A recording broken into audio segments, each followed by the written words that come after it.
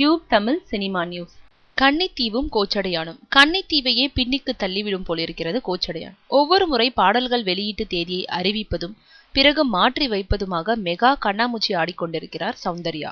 2012 தீபாவளிக்கு வெளியாகும் என்று அறிவிக்கப்பட்ட படம் 2013 தீபாவளி முடிந்தும் வெளியாகவில்லை.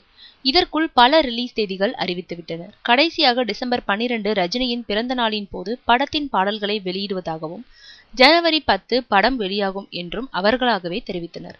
வழக்கம் போல் டிசம்பர் 12 பாடல்கள் வெளியாவதற்கான எந்த அடையாளமும் இல்லை.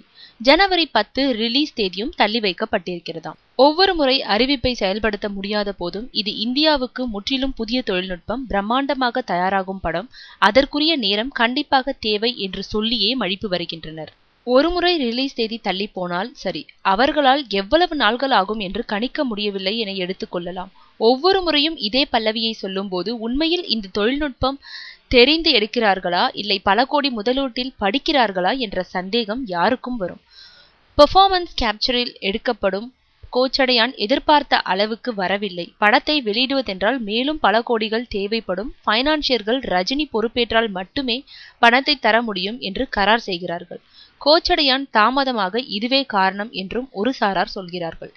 எப்படியோ சில நாட்கள் முன்பு அறிவித்தபடி டிசம்பரில் பாடல்களும் ஜனவரி 10 படமும் வெளியாக போவதில்லை. அடுத்தது எப்போது அறிவிப்பு வெளியிடுவார்கள் என்று காத்திருக்க வேண்டியதுதான்.